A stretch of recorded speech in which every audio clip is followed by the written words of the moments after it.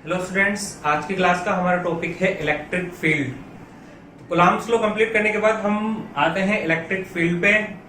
बहुत important topic है ये वाला इलेक्ट्रिक फील्ड। तो समझते हैं, स्टार्ट करते हैं इलेक्ट्रिक फील्ड क्या होता है। देखो, जितने भी सेंट्रल फोर्स होते हैं, जैसे ग्रेविटेशनल फोर्स है, दो चार्जेस के बीच में लगने वाला फोर्स इलेक्ट्रोस्टैटिक फोर्स, दो मैग्नेट के बीच में लगने वाला फोर्स मैग्नेटिक फोर्स, ये सारे सेंट्रल फोर्स होते हैं। जितने भी सेंट्रल फोर्स है उनको समझने के लिए हम फील्ड कंसेप्ट का इस्तेमाल करते हैं। फील्ड कंसेप्ट इन फोर्स को ज्यादा अच्छे से हमें समझा पाता है। तो क्या होता है फील्ड कंसेप्ट, समझते हैं।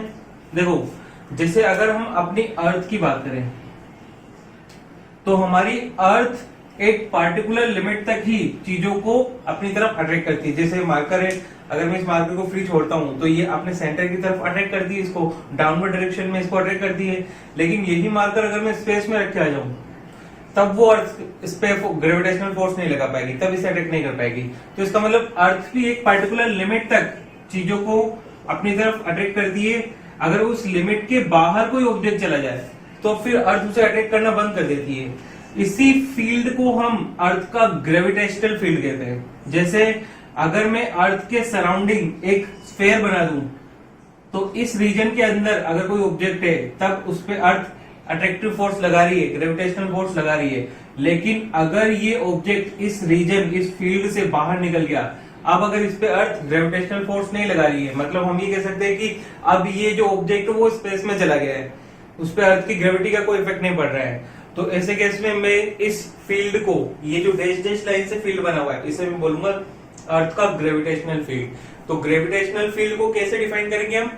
ग्रेविटेशनल फील्ड को हम बोलेंगे कि अर्थ के सराउंडिंग ऐसा फील्ड जिसके अंदर अर्थ किसी भी ऑब्जेक्ट पे ग्रेविटेशनल फोर्स लगा सकती है, उसे हम बोलेंगे अर्थ का ग्रेविटेशनल फील्ड।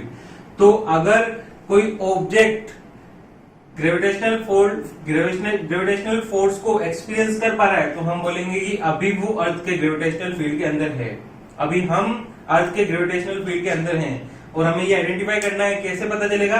इस मार्कर को या किसी भी ऑब्जेक्ट को फ्री छोड़ के देखो, अगर वो नीचे जा रहा है इसका मतलब अर्थ उस पर ग्रेविटेशनल फोर्स लगा रही है, इसीलिए वो ऑब्जेक्ट नीचे जा रहा है। तो ग्रेविटेशनल फील्ड किसे कहेंगे?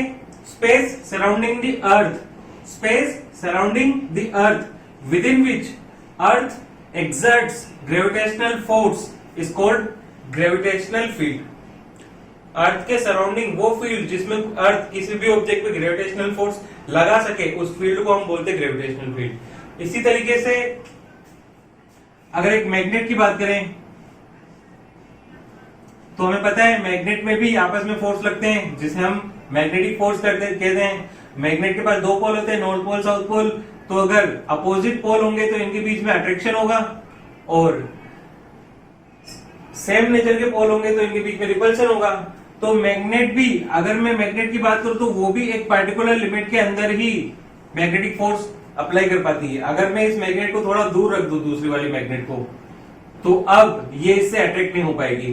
तो इसका मतलब मैग्नेट भी एक पार्टिकुलर रेंज के अंदर ही अपने फोर्स को लगा सकती है। उस रेंज या उस फील्ड को हम बोलते हैं मैग्नेटिक फील्ड। इसी तरीके से एक चार्ज जो है, वो चार्ज भी एक पार्टिकुलर रेंज के अंदर ही दूसरे चार्ज पे फोर्स लगा सकता है। जैसे Q1 चार्ज है या Q2 चार्ज रखा है, तो एक चार्ज एक पार्टिकुलर लिमिट के अंदर ही अपना फोर्स लगा सकता है। वो डिपेंड करता है कि चार्ज कितना स्ट्रॉन्ग है। अगर चार्ज बहुत वीक है तो उसका जो घेरा होगा, जो फील्ड होगा, वो भी छोटा सा होगा। अगर चार्ज ज्यादा स्ट्रॉन्ग है तो वो ज्यादा दूर तक भी दूसरे चार्जेस पे अट्रैक्टिव या रिपल्सिव फोर्स को अप्लाई कर सकता है। तो कहने का मतलब ये है कि हर एक चार्ज का अपना एक घेरा होता है, उस घेरे के अंदर ही वो दूसरे चार्जेस पे फोर्स लगा सकता है। वो घेरा डिपेंड करता है कि चार्ज कितना स्ट्रॉन्ग है। अगर चार्ज ज्यादा स्ट्रॉन्ग होगा तो उसका घेरा भी बड़ा होगा, चार्ज कम स्ट्रॉन्ग है, वीक है, तो उसका घेरा छोटा होगा। तो इस टाइप के कंसेप्ट से हम किसी भी चार्ज, मतलब किसी भी फोर्स की नेचर को समझ सकते हैं अच्छे से, चाहे वो ग्रेविटेशनल फोर्स हो, चाहे मैग्नेटिक फोर्स हो, चाहे वो इलेक्ट्रोस्टैटिक फोर्स हो। तो इलेक्ट्रिक फील्ड की डिफाइन कैसे बनेगी, जो टॉपिक हम पढ़ रहे हैं। देखो, हमें ग्रेविटेशनल फील्ड की डिफाइन से कोई मतलब नहीं है। समझने के लिए मैंने बताया वो जो हमारे सिलेबस में काम में आने वाली है, वो है इलेक्ट्रिक फील्ड। तो इलेक्ट्रिक फील्ड को कैसे डिफाइन करेंगे हम? इलेक्ट्रिक फील्ड हम बोलेंगे स्पेस सराउंडिंग द चार्ज किसी भी चार्ज के चारों ओर का वो space surrounding the charge within which, फिर से बोल रहा हूं, space surrounding the charge within which the charge exerts attractive or repulsive force is called electric field of that charge. तो ये इलेक्ट्रिक फील्ड की डिफाइन हो जाएगी, space surrounding the charge within which it exerts attractive or repulsive force is called electric field of that charge. तो ये हो गई हमारी इलेक्ट्रिक फील्ड की डेफिनेशन।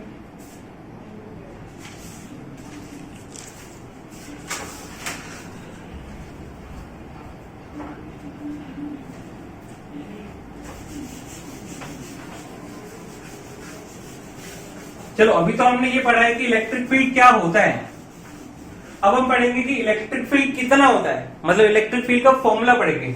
और इलेक्ट्रिक फील्ड का फॉर्मूला जब हम पढ़ते हैं ना, तो उसको हम बोलते हैं इलेक्ट्रिक फील्ड इंटेंसिटी।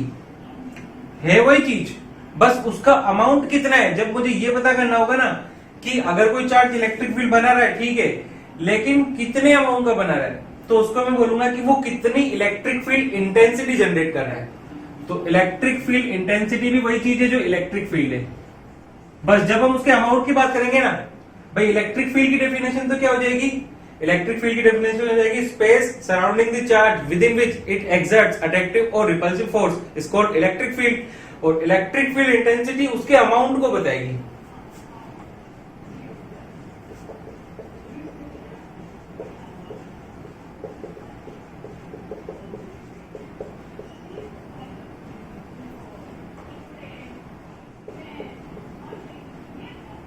तो देखो, किसी भी पॉइंट पे इलेक्ट्रिक फील्ड है या नहीं है, ये पता करने का क्या तरीका होगा। जैसे हमारे पास चार्ज है, एक क्यू चार्ज है, ठीक है, ये क्यू चार्ज अपने चारों तरफ एक इलेक्ट्रिक फील्ड बना रहा होगा, एक घेरा बना रहा होगा। अगर ये चार्ज वीक होगा तो वो घेरा छोटा होगा, अगर ये चार्ज स्ट्रॉन्ग है तो वो घेरा बड़ा होगा। अब मुझे ये पता करना है कि इस चार्ज से r डिस्टेंस पे कोई पॉइंट है P, क्या यहां पे इलेक्ट्रिक फील्ड है या नहीं है, ये पता करना है। मतलब ये इस चार्ज के घेरे में, घेरे के अंदर आता है या बाहर आता है, ये पता करना है। तो कैसे पता करें भाई, इसको पता करने का ये सिंपल सा तरीका है जो हमने इलेक्ट्रिक फील्ड की डेफिनेशन में पढ़ा है। इलेक्ट्रिक फील्ड की डेफिनेशन क्या कहती है कि किसी भी चार्ज का इलेक्ट्रिक फील्ड वो घेरा होता है जिसके अंदर कोई दूसरा चार्ज अट्रैक्टिव या रिपल्सिव फोर्स को महसूस कर सके। तो हम एक काम करेंगे, पी पॉइंट पे इलेक्ट्रिक फील्ड है या नहीं ये पता करना है, तो एक टेस्ट चार्ज लेके आएंगे। टेस्ट चार्ज जो केवल टेस्ट करने के काम में आता है कि वहां पे इलेक्ट्रिक फील्ड है या नहीं। तो टेस्ट चार्ज को हम हमेशा Q0 से नोट करते हैं। तो P पॉइंट पे अगर मुझसे पूछा गया है कि बताओ P पॉइंट पे चार्ज इलेक्ट्रिक फील्ड जनरेट कर पा रहा है या नहीं कर पा रहा है, तो मैं क्या करूंगा, एक टेस्ट चार्ज Q0 यहां पे रख के देखूंगा। अब Q0 अगर इससे फोर्स एक्सपीरियंस कर रहा है, Q0 को फोर्स महसूस हो रहा है इस Q का, इसका मतलब ये उस घेरे के अंदर है। और अगर Q0 बोलता है कि नहीं मुझे तो कोई फोर्स महसूस नहीं हो रहा है, इसका मतलब वो उसके घेरे के बाहर है। तो किसी भी पॉइंट पे इलेक्ट्रिक फील्ड है या नहीं है ये पता करने का क्या तरीका है, एक टेस्ट चार्ज लेके आओ, टेस्ट चार्ज को उस पॉइंट पे रखो जहां आपको पूछा गया है कि वहां पे इलेक्ट्रिक फील्ड है या नहीं। तो मुझसे पूछा गया कि P पॉइंट पे इलेक्ट्रिक फील्ड है या नहीं, तो मैंने क्या किया, एक टेस्ट चार्ज को P पॉइंट पे रखा और देखा कि क्या ये इस पे फोर्स लगा पा रहा है कि नहीं लगा पा रहा है। लगा पा रहा है, इसका मतलब ये इलेक्ट्रिक फील्ड P पॉइंट पे है। ठीक है, तो सबसे पहले हमने पढ़ा कि इलेक्ट्रिक फील्ड क्या होता है, वो हमें समझ में आ गया कि किसी भी चार्ज के सराउंडिंग वो स्पेस जहां पे कोई दूसरा चार्ज अट्रैक्टिव और रिपल्सिव फोर्स को महसूस कर सके उसे इलेक्ट्रिक फील्ड कहते हैं। ये समझ में आ गया। फिर हमने पढ़ा कि इलेक्ट्रिक फील्ड कहां कहां हो सकता है, कहां नहीं हो सकता है। जहां हो सकता है वहां पे एक टेस्ट चार्ज को रख के देख लो, अगर वो फोर्स एक्सपीरियंस करता है तो वहां हो सकता है, फोर्स एक्सपीरियंस नहीं करता है तो वहां नहीं हो सकता है। अब हम ये पढ़ना चाहते हैं कि इलेक्ट्रिक फील्ड P पॉइंट पे है, ठीक है, फोर्स महसूस कर रहे हैं, लेकिन कितना है, तो कितना है ये पता करना है। तो ये क्यू चार्ज इस पे जितना ज्यादा फोर्स लगा पाएगा उतना ज्यादा इलेक्ट्रिक फील्ड होगा, जितना कम फोर्स लगा पाएगा उतना कम इलेक्ट्रिक फील्ड होगा। और अगर फोर्स लगा ही नहीं पा रहे हैं तो जीरो इलेक्ट्रिक फील्ड होगा। तो इलेक्ट्रिक फील्ड की डेफिनेशन या फिर इलेक्ट्रिक फील्ड का फॉर्मूला जो होगा, इलेक्ट्रिक फील्ड इंटेंसिटी बोल दो या इलेक्ट्रिक फील्ड बोल दो, एक ही बात है। बस आपको ये मन में रखना है कि इलेक्ट्रिक फील्ड इंटेंसिटी का मतलब होता है अमाउंट ऑफ इलेक्ट्रिक फील्ड। कई लोग अमाउंट ऑफ इलेक्ट्रिक फील्ड को भी इलेक्ट्रिक फील्ड ही कह देते हैं, तो आप चाहो तो इसे इलेक्ट्रिक फील्ड भी कह सकते हो, इलेक्ट्रिक फील्ड इंटेंसिटी भी कह सकते हो। बस आपको दोनों टर्म का नॉलेज होना चाहिए, फिर आपको जो प्रेफरेबल लगे आप वो बोल सकते हो। अब इलेक्ट्रिक फील्ड कितना ज्यादा है ये कैसे पता चलता है? उस पे लगने वाले फोर्स से। फोर्स ज्यादा है तो इलेक्ट्रिक फील्ड भी ज्यादा होगा, फोर्स कम होगा तो इलेक्ट्रिक फील्ड भी कम होगा। तो इलेक्ट्रिक फील्ड का फॉर्मूला होता है force per unit test charge, F/Q0 से हमें इलेक्ट्रिक फील्ड का फॉर्मूला मिलता है। ये होता है इलेक्ट्रिक फील्ड का फॉर्मूला। अब एक इंपॉर्टेंट चीज और है, वो क्या है कि जो टेस्ट चार्ज हम लेते हैं ना, टेस्ट चार्ज किसे कहते हैं? टेस्ट चार्ज वो चार्ज है जो ये आइडेंटिफाई करने के काम में आता है कि किसी पॉइंट पे इलेक्ट्रिक फील्ड है या नहीं है, अगर है तो कितना है। ये पता करने के लिए जिस चार्ज को हम लेते हैं वो टेस्ट चार्ज होता है। अब ऐसा कहते हैं लोग कि टेस्ट चार्ज हमेशा बहुत छोटे अमाउंट का होना चाहिए, बहुत ही छोटे अमाउंट का होना चाहिए।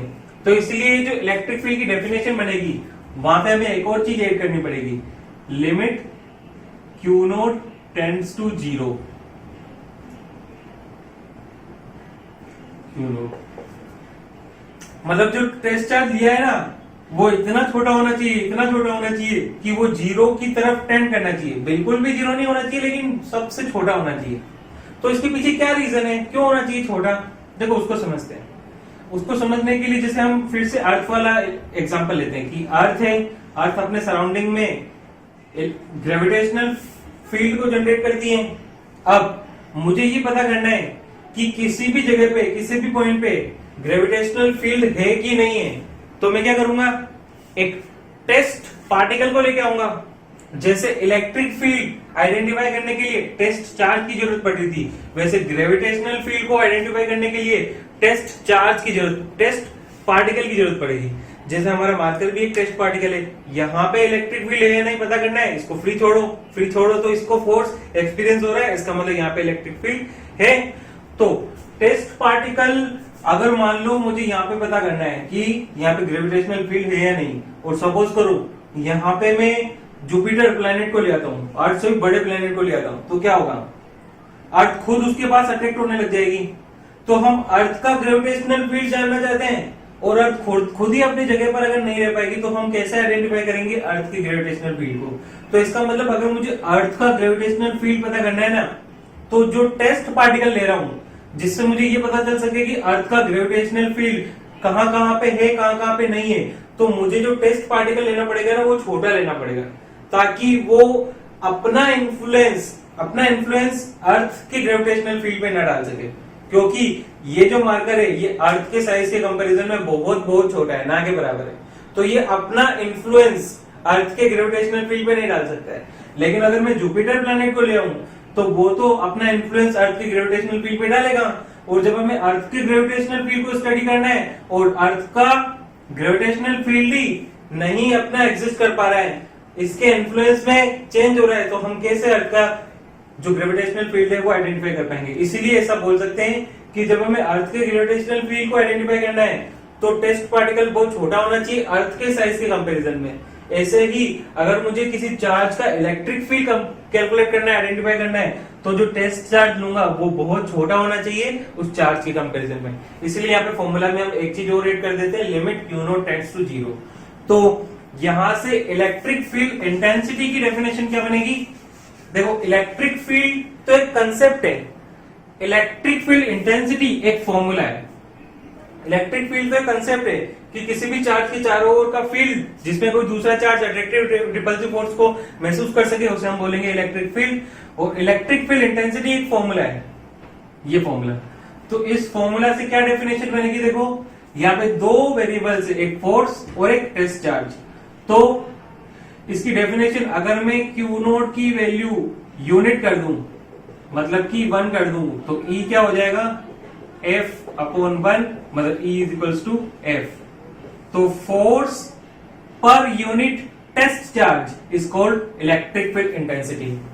तो ये इलेक्ट्रिक फील्ड इंटेंसिटी की डेफिनेशन होती है, फिर से रिपीट कर रहा हूं, force per unit test charge is called electric field intensity. ये इलेक्ट्रिक फील्ड इंटेंसिटी का फॉर्मूला होता है और इसकी डेफिनेशन भी इसी से बनती है। अब बात कर लेते हैं इलेक्ट्रिक फील्ड इंटेंसिटी की यूनिट की। तो इलेक्ट्रिक फील्ड इंटेंसिटी की यूनिट क्या होगी, देखो इसके फॉर्मूला से, किसी भी फिजिकल क्वांटिटी की यूनिट उसके फॉर्मूला से पता चलती है। इलेक्ट्रिक फील्ड इंटेंसिटी का फॉर्मूला होता है फोर्स अपॉन चार्ज, फोर्स की यूनिट होती है न्यूटन और चार्ज की कूलम, तो न्यूटन पर कूलम, ये इलेक्ट्रिक फील्ड इंटेंसिटी या इलेक्ट्रिक फील्ड की यूनिट होती है। एक और यूनिट होती है, वो होती है वोल्ट पर मीटर। दोनों ही इलेक्ट्रिक फील्ड की ही यूनिट्स हैं, न्यूटन पर कूलम भी और वोल्ट पर मीटर भी, आपको दोनों ही याद रखनी है। अब वोल्ट पर मीटर कैसे आई वो आने वाले टाइम में हम पढ़ेंगे, जब हम पोटेंशियल, इलेक्ट्रिक पोटेंशियल डिफरेंस, ये वाली टर्म्स पढ़ेंगे, तब आपको इजीली समझ में आ जाएगा कि इलेक्ट्रिक फील्ड इंटेंसिटी की यूनिट वोल्ट पर मीटर कहां से आएगी। अभी आपके पास एक इन्फॉर्मेशन है जो आपको अपने अंदर दिमाग में रखनी है कि इलेक्ट्रिक फील्ड की यूनिट वोल्ट पर मीटर भी होती है। कैसे आई, क्यों आई, वो बाद में डिस्कस करेंगे।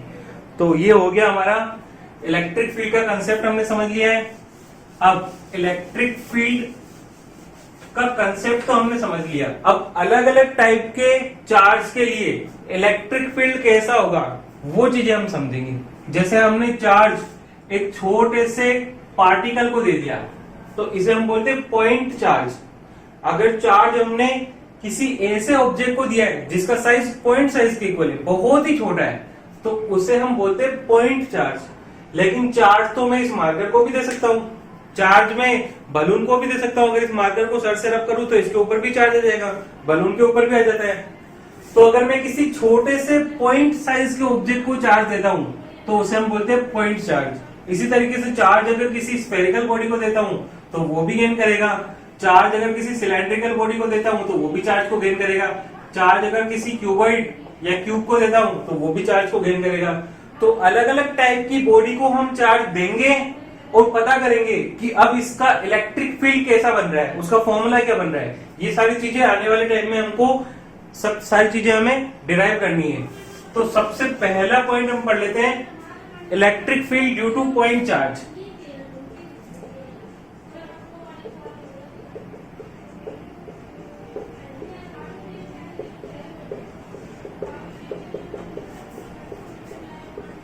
Electric field due two point charge. अब इलेक्ट्रिक फील्ड एक वेक्टर क्वांटिटी होती है, ये आपको पता होना चाहिए। क्यों? क्योंकि फिलहाल हमने फॉर्मूला पढ़ रखा है इलेक्ट्रिक फील्ड का, force acting per unit test charge.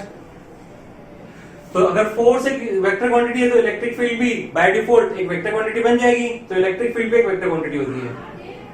अब आगे बात करते हैं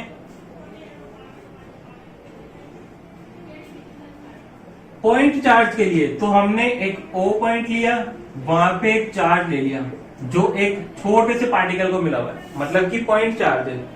ये जो पॉइंट है, ये जो पार्टिकल है, ये पॉइंट साइज का है, इसके पास चार्ज कितना है, क्यू। और हमसे पूछ रहे हैं कि इससे आर डिस्टेंस पे एक पॉइंट है पी, इस पी पॉइंट पे इलेक्ट्रिक फील्ड कितना है, ये हमसे पूछ रहे हैं। पी पॉइंट पे इलेक्ट्रिक फील्ड, क्योंकि चार्ज तो अपने चारों तरफ इलेक्ट्रिक फील्ड बनाता है, ठीक है ना, चार्ज अपने चारों तरफ इलेक्ट्रिक फील्ड बनाता है, तो ये पी पॉइंट पे भी बना रहा होगा। हमसे पूछा जा रहा है कि पी पॉइंट पे कितना इलेक्ट्रिक फील्ड बना रहा है। तो पी पॉइंट पे इलेक्ट्रिक फील्ड बना रहा है या नहीं बना रहा है, बना रहा है तो कितना बना रहा है, ये पता करने के लिए हम क्या करते हैं, जिस पॉइंट पे इलेक्ट्रिक फील्ड पूछा गया है वहां पे एक टेस्ट चार्ज को लेके आते हैं। तो यहां हम एक टेस्ट चार्ज को लेके आए Q0 को। अब Q0 को लेके आए तो ये जो चार्ज है Q, अगर इस Q0 पे टेस्ट चार्ज पे फोर्स लगाता है तो इसका मतलब इलेक्ट्रिक फील्ड है। तो इलेक्ट्रिक फील्ड का फॉर्मूला हमने पढ़ रखा है F/Q0, इसे देते हैं इक्वेशन 1। अब बात कर लेते हैं कि ये Q चार्ज टेस्ट चार्ज पे कितना फोर्स लगा रहा है। तो फोर्स कितना हो जाएगा, K पहला वाला चार्ज इनटू दूसरा वाला चार्ज अपॉन दोनों के बीच के डिस्टेंस का स्क्वायर R²। ये फोर्स का फॉर्मूला आ गया। अब इक्वेशन 2 की वैल्यू 1 में पुट कर देते हैं तो E कितना आ जाएगा, KQ Q0 upon R² into 1 upon Q0। ये तो हो गई F की वैल्यू, और Q0 यहाँ पे रख दिया हमने, तो Q0 से Q0 कैंसिल हो गया, तो इलेक्ट्रिक फील्ड का फॉर्मूला बन गया KQ/R²। तो ये फॉर्मूला है इलेक्ट्रिक फील्ड का। लेकिन इलेक्ट्रिक फील्ड तो एक वेक्टर क्वांटिटी है, तो इलेक्ट्रिक फील्ड की तो डायरेक्शन भी होनी चाहिए, और डायरेक्शन क्या होगी, वही डायरेक्शन जो फोर्स की डायरेक्शन होती है, वो इलेक्ट्रिक फील्ड की डायरेक्शन होगी। तो Q चार्ज Q0 पे फोर्स किस डायरेक्शन में लगाएगा, रिपेल करेगा तो दूर की तरफ लगाएगा। इसका मतलब जो डायरेक्शन होगी वो O से P की तरफ होगी, ये बोल सकते हैं हम। और O से P की जो डिस्टेंस है उसका मैग्नीट्यूड है R, और उसकी डायरेक्शन के लिए जो यूनिट वेक्टर लेंगे वो कौन सा लेंगे, R कैप। तो इसका मतलब यहां पे डायरेक्शन में ले सकता हूं R कैप। R कैप क्या है, यूनिट वेक्टर है O से P के अलोंग, यूनिट वेक्टर जिसे हम R कैप से डिनोट कर रहे हैं। तो ये R कैप आपको बताएगा, फोर्स की भी डायरेक्शन बता देगा और इलेक्ट्रिक फील्ड की भी डायरेक्शन बता देगा। तो ये होता है इलेक्ट्रिक फील्ड का फॉर्मूला पॉइंट साइज के चार्ज के लिए। Electric field due two point charge होता है KQ/R²। चलो ये सब था, अब आगे बढ़ते हैं।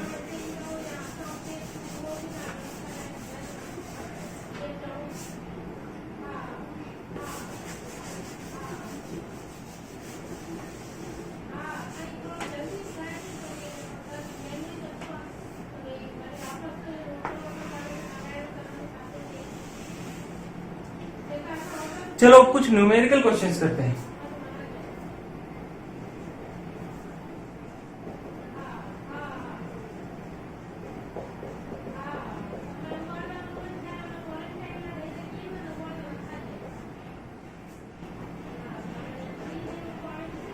सबसे पहला क्वेश्चन करते हैं। दो क्वेश्चन क्या है, क्वेश्चन में बता रखा है कि दो चार्जेस हैं,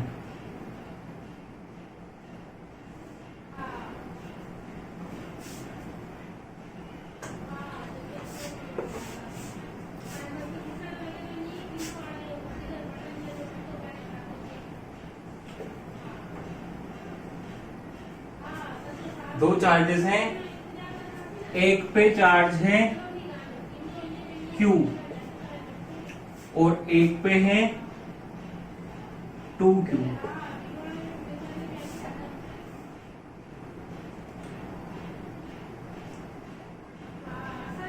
अब हमसे पूछ रहे हैं कि A से B को ज्वाइन करने वाली जो लाइन है वहां ऐसा कौन सा पॉइंट है जहां पे इलेक्ट्रिक फील्ड 0 होगा। देखो क्वेश्चन को ध्यान से समझना, ऐसा एक और क्वेश्चन भी करने वाले हम, दूसरे क्वेश्चन को भी लिख देता हूं मैं, वो आपको खुद से करना होगा।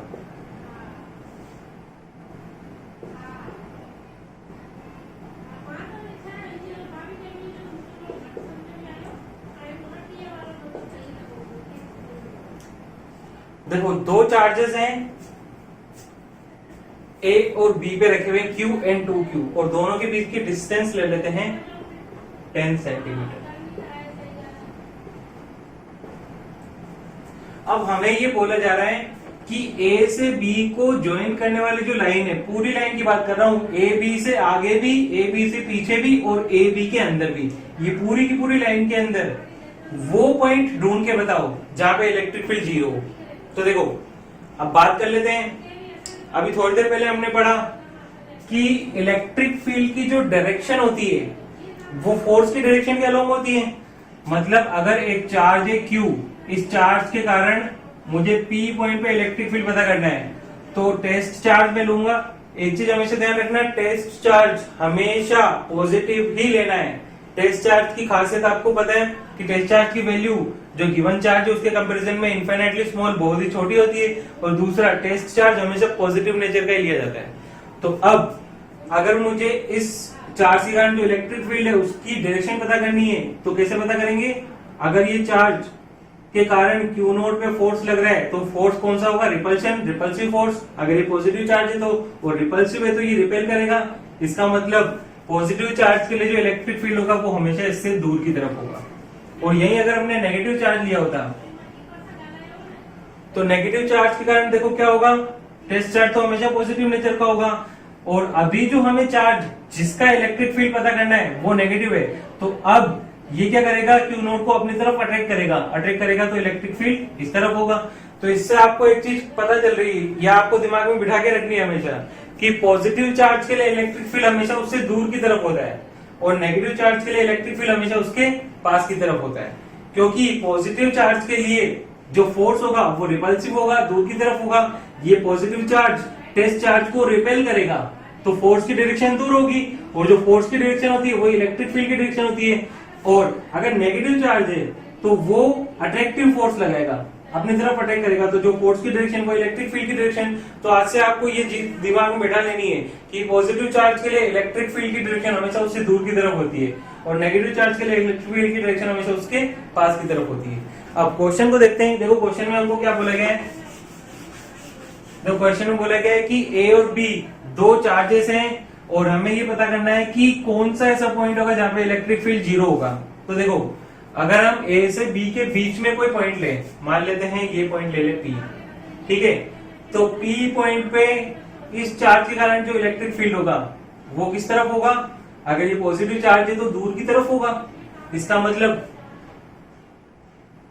ई ए की डायरेक्शन ये हो जाएगी, ई ए पॉइंट पे जो चार्ज है उसके कारण फील्ड दूर की तरफ। इसी तरीके से बी पॉइंट पे जो चार्ज है इसके कारण पी पॉइंट पे इलेक्ट्रिक फील्ड, क्योंकि ये भी पॉजिटिव है तो इसके कारण भी दूर की तरफ होगा, तो इस डायरेक्शन में होगा ई बी।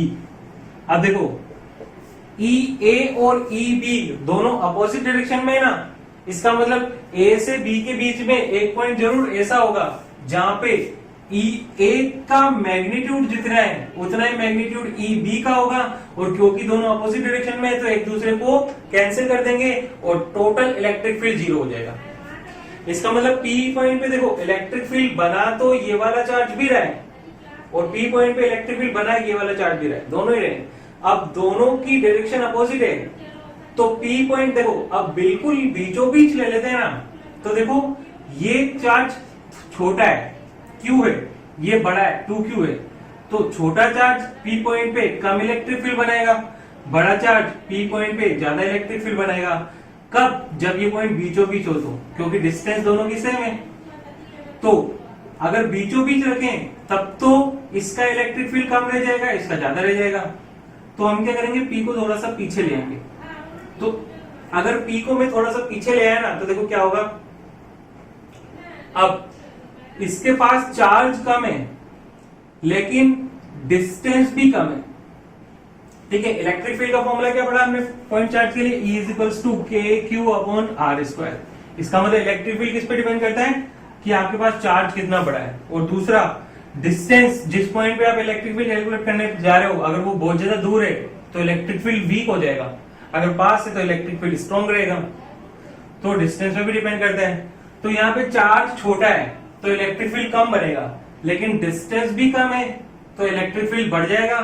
यहाँ पे चार्ज ज्यादा है तो इलेक्ट्रिक फील्ड ज्यादा बनना चाहिए, लेकिन डिस्टेंस भी ज्यादा कर दी तो इलेक्ट्रिक फील्ड थोड़ा सा कम हो जाएगा। तो एक पॉइंट ऐसा जरूर आएगा जहां पे जितना इलेक्ट्रिक फील्ड ए वाले चार्ज के कारण बन रहा है उतना इलेक्ट्रिक फील्ड बी वाले चार्ज के कारण बन रहा है, और दोनों की डायरेक्शन अपोजिट है तो दोनों एक दूसरे को कैंसिल आउट कर देंगे।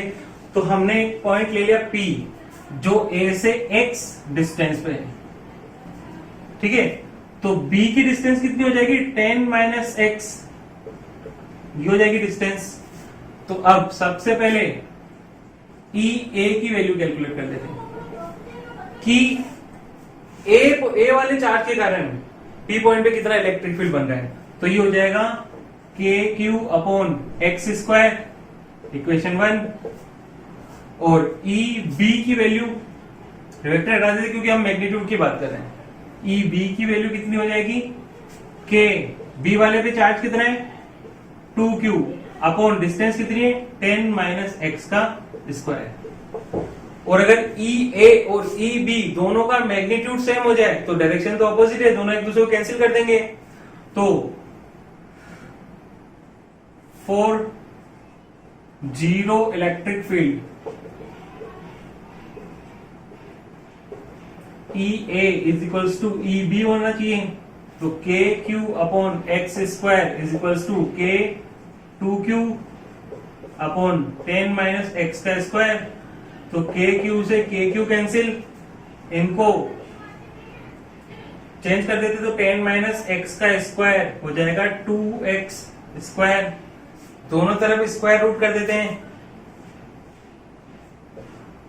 तो देखो क्या आएगा answer, 10 minus x is equals to under root 2x, तो 10 is equals to under root 2 plus 1x, x को उधर ले गए तो x कितना हो जाएगा 10 upon under root 2 plus 1 centimetre, ये आंसर हो जाएगा। इस तरीके से हमें आंसर निकालने हैं। तो इसका मतलब वो पॉइंट कहां पे होगा, वो पॉइंट A से 10 upon under root 2 plus 1 centimetre distance पे होगा। और ये जी ऑब्वियस है कि जो न्यूट्रल पॉइंट होगा जहां पे इलेक्ट्रिक फील्ड जीरो है वो A के ज्यादा पास में होगा B के कंपैरिजन में। क्यों? क्योंकि B के पास चार्ज बड़ा है, तो B का इलेक्ट्रिक फील्ड A के इलेक्ट्रिक फील्ड के इक्वल बनाने के लिए डिस्टेंस को बड़ा कर देना पड़ेगा, और A के पास चार्ज छोटा है तो A के इलेक्ट्रिक फील्ड को B के इलेक्ट्रिक फील्ड के इक्वल बनाने के लिए हम P पॉइंट को थोड़ा पास में ले लेंगे, ताकि इसके पास चार्ज छोटा है तो डिस्टेंस भी कम हो जाए, जिससे इलेक्ट्रिक फील्ड थोड़ा बढ़ सके और दोनों इक्वल बन सके। इसी तरीके से अगला क्वेश्चन करते हैं।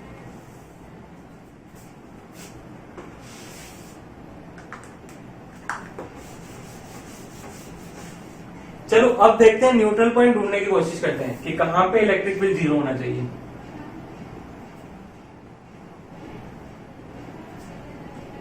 तो सबसे पहले दोनों के बीच में देख लेते हैं, कोई पॉइंट पी ले लेते हैं। तो देखो A वाले चार्ज के कारण इलेक्ट्रिक फील्ड, क्योंकि पॉजिटिव चार्ज है तो पॉजिटिव चार्ज के लिए इलेक्ट्रिक फील्ड दूर होता है, तो EA की डायरेक्शन क्या हो जाएगी, ये वाली।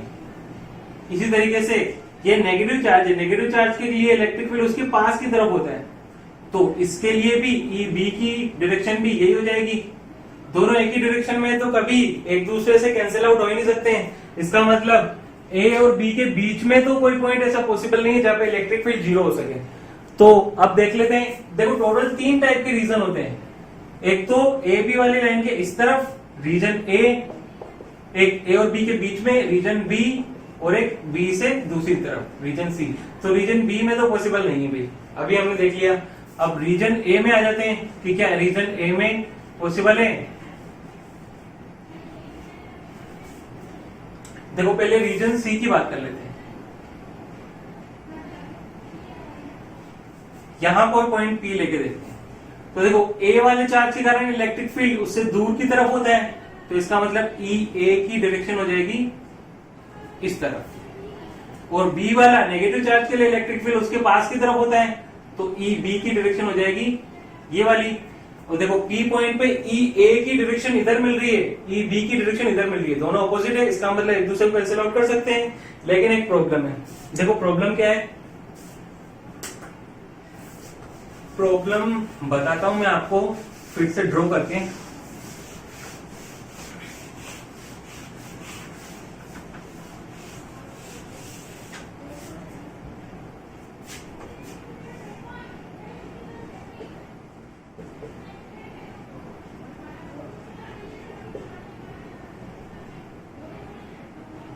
ये पॉइंट P ले लिया, तो A रीजन जो था, B रीजन जो था, वहां पे तो इलेक्ट्रिक फील्ड जीरो होना पॉसिबल था नहीं।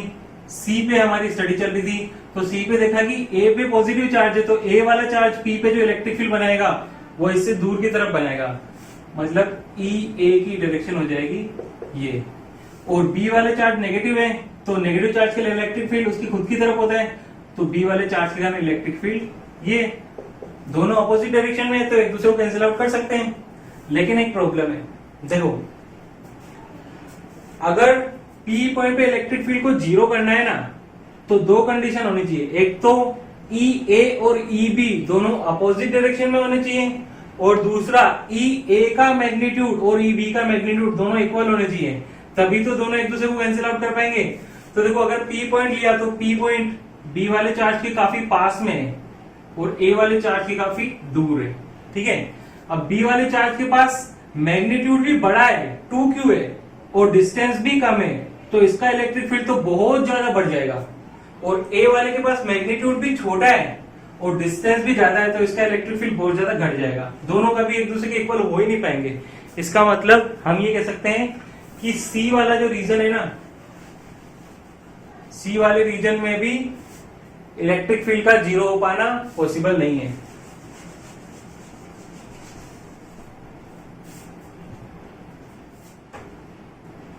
ये हमारा ए पॉइंट, ये रीजन ए, ये रीजन बी और ये रीजन सी।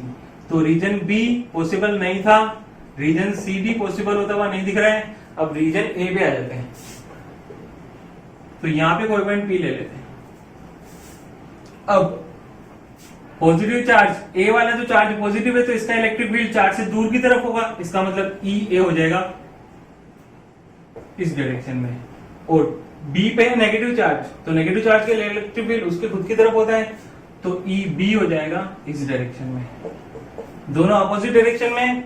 अब बात कर लेते हैं, देखो पी पॉइंट जो है ना वो ए के बहुत ज्यादा पास है और बी से थोड़ा दूर है, ठीक है। अब इसके पास मैग्नीट्यूड कम है, ठीक है, तो इलेक्ट्रिक फील्ड कम बनने वाला है इसके कंपैरिजन में, क्योंकि इसके पास मैग्नीट्यूड ज्यादा है। लेकिन इसके पास डिस्टेंस भी कम है, मैग्नीट्यूड कम है, इलेक्ट्रिक फील्ड थोड़ा कम होगा, डिस्टेंस कम हो गई, इलेक्ट्रिक फील्ड थोड़ा बढ़ जाएगा। बी वाले चार्ज की बात करें तो मैग्नीट्यूड ज्यादा है तो इलेक्ट्रिक फील्ड थोड़ा बढ़ेगा, और डिस्टेंस भी ज्यादा है तो इलेक्ट्रिक फील्ड थोड़ा घट जाएगा। इसका मतलब ऐसा जरूर पॉइंट पॉसिबल है जहां पे ई ए का मैग्नीट्यूड और ई बी का मैग्नीट्यूड इक्वल हो जाए। इसका मतलब हमने एक काम तो कर लिया, वो रीजन आइडेंटिफाई कर लिया जहां पे हमें न्यूट्रल पॉइंट मिल सकता होगा। ए बी के बीच में नहीं मिल सकता था, बी के आगे कभी नहीं मिल सकता था, ए से पहले जरूर मिल सकता है, इतना आइडेंटिफाई कर लिया। तो अब हम एक काम कर लेते हैं,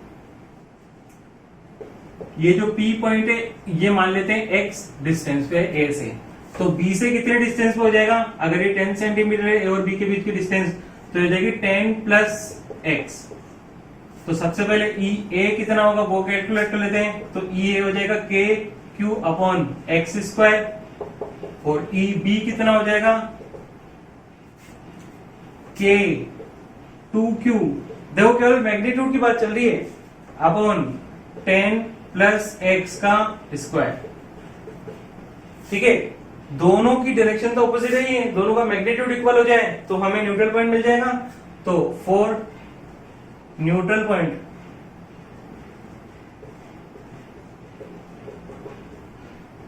ई A is equals to E B,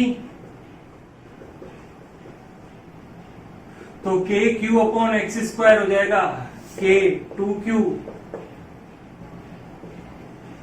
upon 10 plus x का होल स्क्वायर, के क्यू से के क्यू कैंसिल, तो ये हो जाएगा 10 प्लस एक्स का square is equals to 2x square, दोनों तरफ स्क्वायर रूट कर देते हैं, तो 10 plus x is equals to root 2x, तो 10 हो जाएगा रूट 2 माइनस 1x, तो x हो जाएगा 10 अपॉन रूट 2 माइनस 1 सेंटीमीटर, ये आंसर हो जाएगा।